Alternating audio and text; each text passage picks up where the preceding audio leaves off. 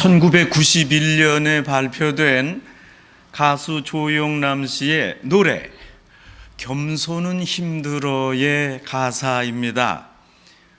세상에는 이런 사람 저런 사람, 세상에는 잘난 사람 못난 사람, 많고 많은 사람들이 있지만 그 중엔 내가 최고지. 겸손은 힘들어. 겸손은 힘들어. 겸손은 힘들어. 겸손은 힘들어. 가만히 들어보면 이 가사가 복음입니다. 성도 여러분, 겸손하기 참으로 힘듭니다. 유독이 배운 게 많을수록, 아는 게 많을수록, 또 가진 게 많을수록, 나이가 점점 들어갈수록 겸손과는 거리가 멀어집니다. 우리는 자신을 숨기고 낮추면 무시당하고 인정받지 못하는 자기 피할 시대에 살고 있습니다. 우리는 과장하거나 속이지는 않더라도 최소한 내가 가진 것을 한껏 드러내야 합니다. 그래야 이 시대에 능력 있는 자라고 생각합니다. 그러기에 자칫하면 겸손과 멀어지기가 일쑤입니다. 생각해 보면 겸손과 가까이 하기도 어렵고 겸손과 멀어지기도 어렵습니다. 유대인들의 지혜에 또 거기에 삶의 철학을 담은 탈무드에 나오는 이야기입니다. 여러분 잘 아시는 내용입니다. 한 번은 다윗 왕이 전쟁에 나가서 용감하게 싸운 후 큰 승리를 거두었습니다. 목숨을 건 전쟁에서 승리한다는 거 얼마나 기쁜 일입니까? 전쟁을 마치고 귀향하는 길에 이스라엘 백성으로부터 다윗이 열렬한 환호성을 받았습니다. 그 순간 다윗은 자신도 모르게 어깨가 으쓱해졌습니다. 그러나 다윗은 하나님의 사람이기에 마음속에 언뜻 스쳐 지나가는 생각이 있었습니다. 내가 지금 교만해지고 있구나. 내가 이 승리를 여러 사람들에게 자랑하고 싶고 알리고 싶구나. 그래서 여기 환호하는 이 시민들을 당연하게 여기는구나. 이렇게 높아지는 마음을 느끼면서 다윗은 스스로 자신을 진단하고 생각했습니다. 교만하면 안 된다. 겸손해야지. 그래야 하고 말고 겸손해야 된다. 그리고 계속해서 겸손을 생각했습니다. 겸손이 힘듭니다. 다윗은 그 겸손을 깊이 느꼈습니다. 그래서 한 장인을 불러서 명령했습니다. 여봐라, 값비싼 보석으로 훌륭한 반지를 만들되 내가 그 반지를 볼 때마다 겸손한 마음을 가질 수 있도록 반지 앞에 적당한 문구를 새겨 넣어라. 그리고 가져오너라. 장인은 반지 만드는 것은 어렵지 않았지만 그 반지 앞에 뭐라고 써야 할까? 어떤 문구를 써야 할지 난감했습니다. 궁중의 많은 대신들에게 물었지만 모두 어찌할 바를 몰랐습니다. 그 중에 한 대신이 이렇게 말했습니다. 지금 저기 뛰놀고 있는 어린 솔로몬 왕자에게 가서 물으시오. 솔로몬 왕자는 지혜가 많으므로 적절한 대답을 할 것입니다. 장인이 밖에서 뛰어놀던 솔로몬을 불러서 말했습니다. 솔로몬이 이 말을 듣더니 이렇게 대답했습니다. 모든 것은 다 지나간다. 그렇게 쓰세요. 역시 솔로몬은 지혜의 사람이었습니다. 여러분, 다 지나간다. 너무 자랑할 거 없다. 참으로 지혜의 말씀 아닙니까? 그 장인이 반지에 모든 것은 지나간다 하고 써서 다윗 왕에게 드렸습니다. 모든 것은 다 지나갑니다. 영광도 지나가고 분노도 지나가고 화려함도 젊음도 지나갑니다. 그러니까 자랑할 게 없습니다. 여러분, 겸손해야 됩니다. 자기 자랑이 많은 거, 교만한 거, 인생을 모르는 것입니다. 모든 것이 지나가고 말 텐데 뭐가 그리 교만할 것이 있습니까? 큰 홍수가 나서 집과 밭이 다 떠내려갔습니다. 물에 떠내려가는 그 큰 토지를 보면서 한 부자 농부가 발을 동동 굴렀습니다. 이렇게 어려워하는 농부를 바라보며 한 거지의 아들이 아버지에게 말했습니다. 아버지, 농부들이 떠내려가는 집과 밭을 보면서 걱정하는데 우리는 걱정할 게 없으니 행복하네. 아버지가 이렇게 대답했습니다. 다 애비덕인 줄 알아라. 성도 여러분, 많이 가지셨습니까? 그래서 행복하십니까?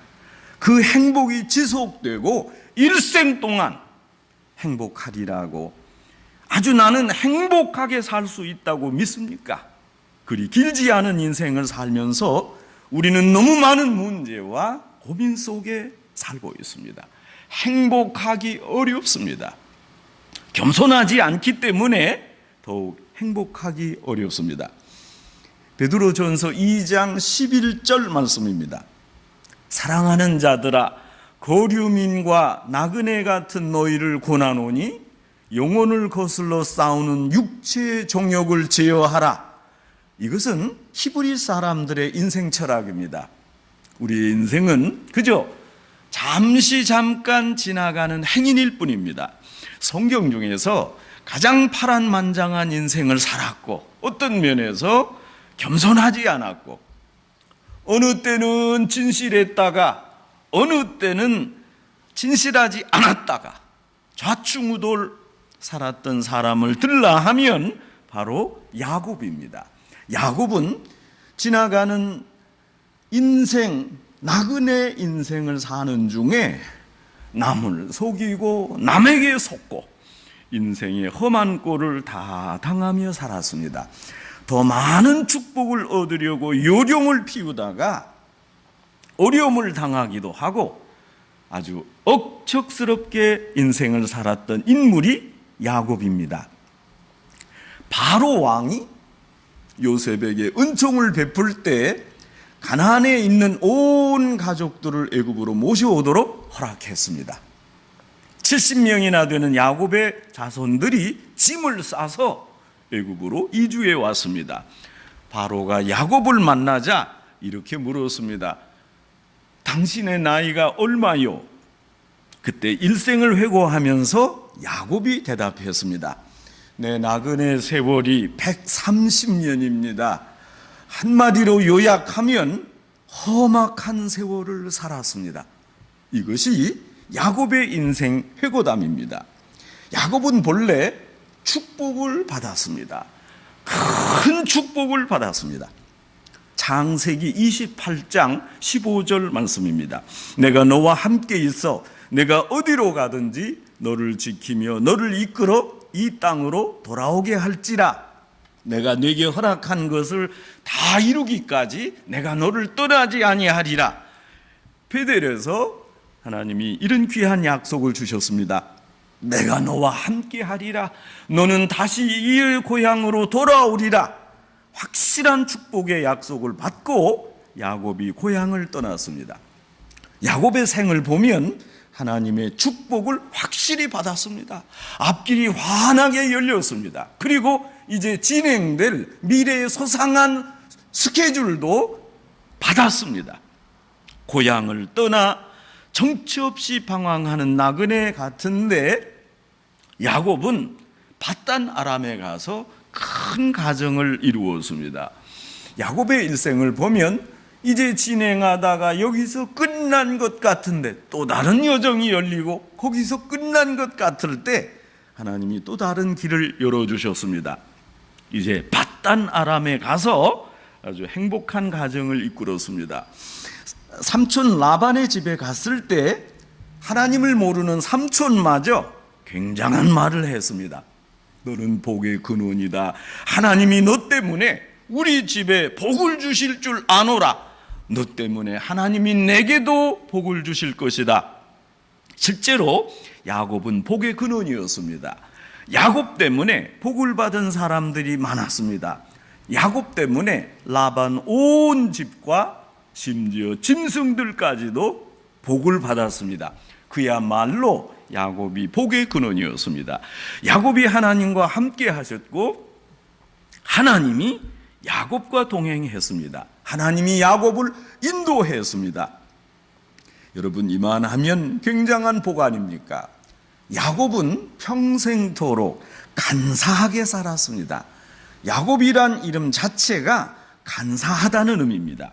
하나님의 엄청난 복을 받으면서도 야곱은 진실하지 않았습니다. 이렇게 엄청난 복을 받고 살면서도 이제 좀 사람이 바뀌면 좋겠는데 세상 이치가 그렇게 간단하지 않았습니다. 사람이 쉽게 변하지 않습니다. 그런데 오히려 어려운 시련을 당하면서 조금씩 이제 성장하고 변해갑니다. 야곱은 수단과 방법을 가리지 않고 에서에게 예정된 하나님의 축복을 가로챘습니다. 장자권을 속여서 받았습니다. 그만큼 야곱은 복에 대해 열정이 있었습니다. 장자 축복권을 가로채려고 아버지와 형님을 속였습니다. 이전 아버지를 속인 야곱이 지금 자식에게 속았습니다. 사랑하는 라헬의 첫 아들 요셉을 애굽으로 가는 대상에게 팔고서 야곱이 죽었다고 보고한 자식들에게 야곱이 감쪽같이 속았습니다. 사실 요셉은 죽지 않았습니다.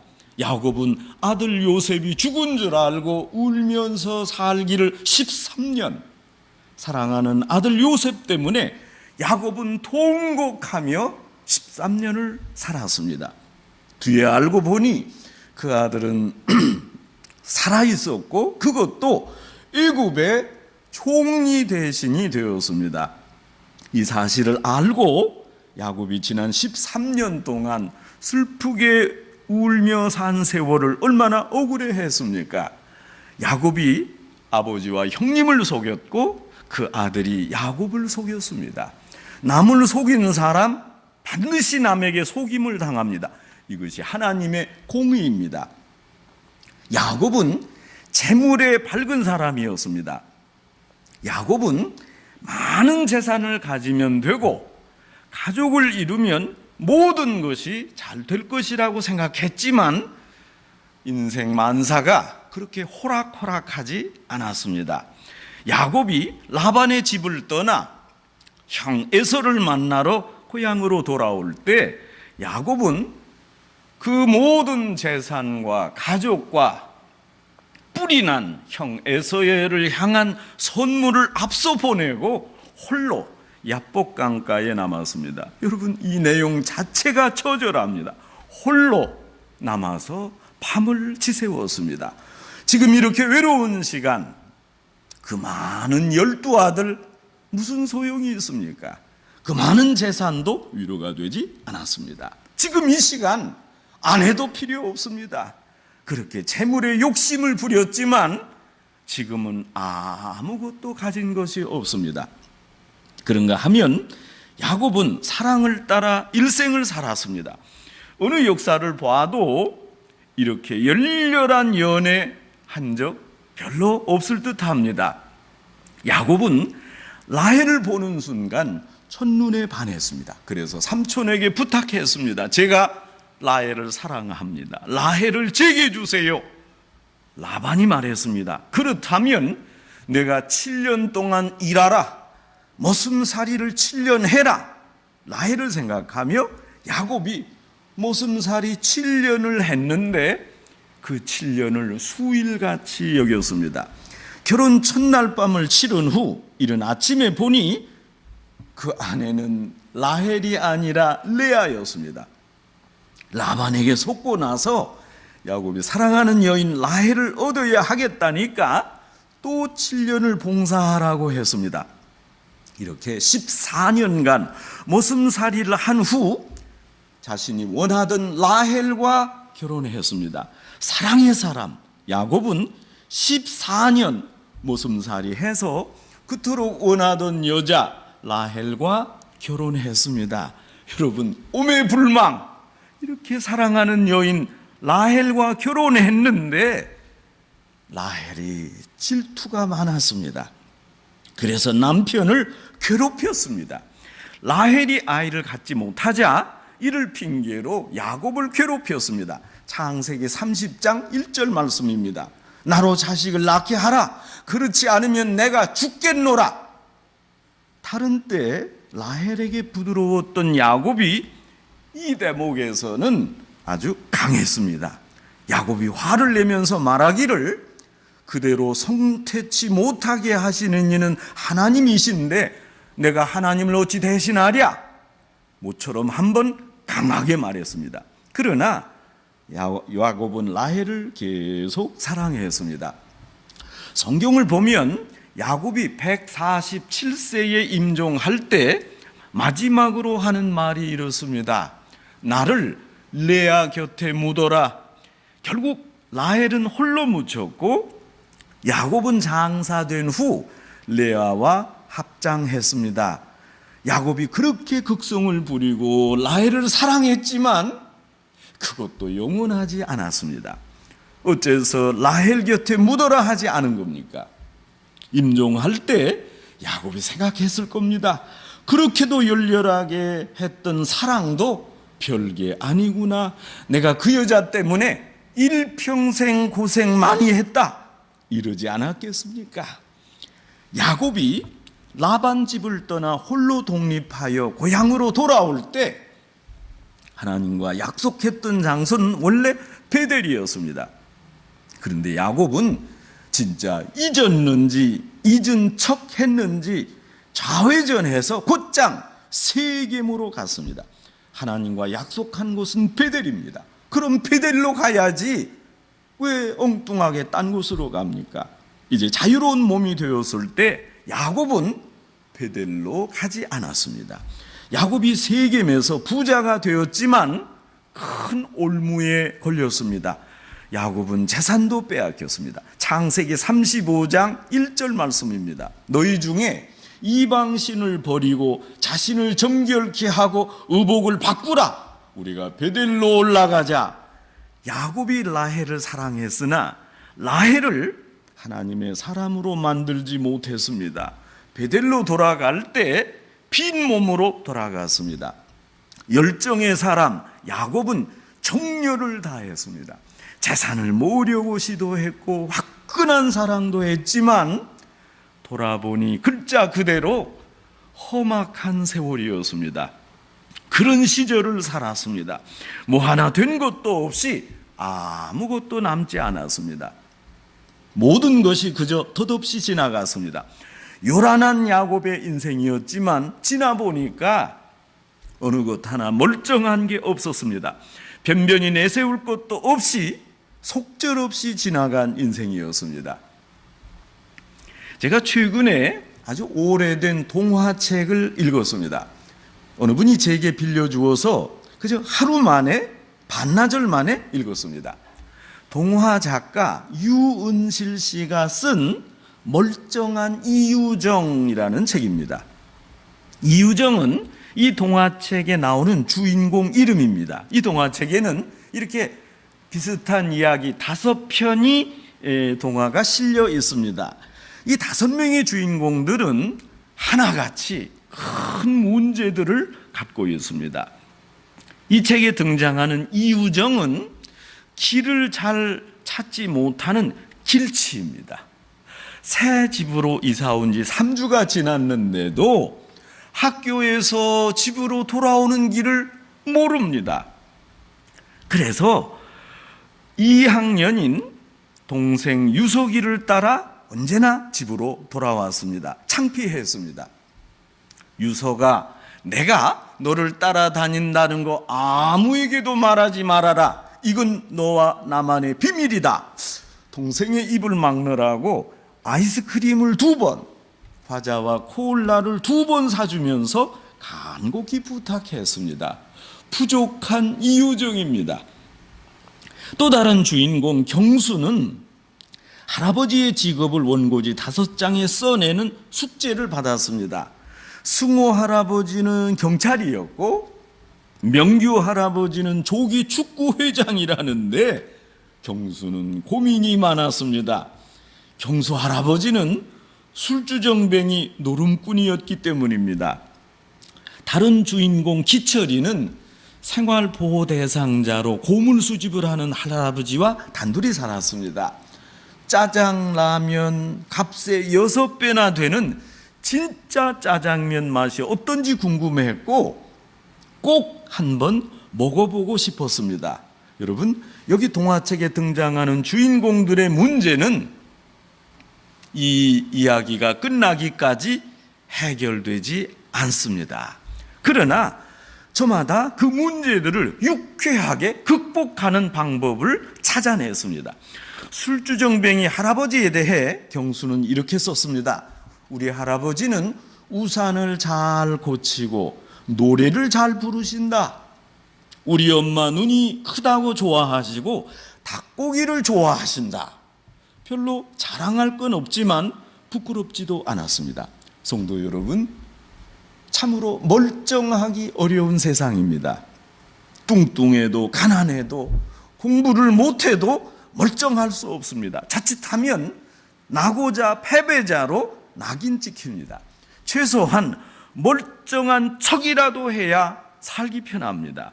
작가 유은실 씨 자신도 유년 시절 문제투성이 집에서 멀쩡해 보이려고 무진장 애를 썼답니다.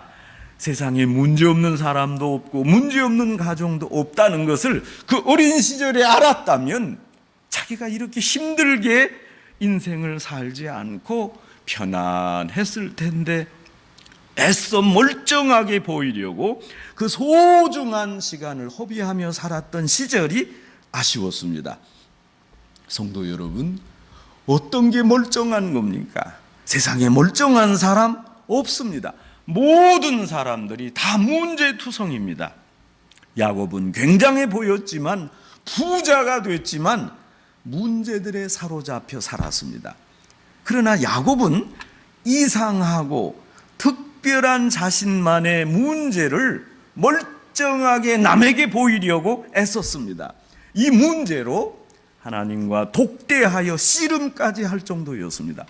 야곱은 멀쩡하지 않았습니다. 엉망이었습니다.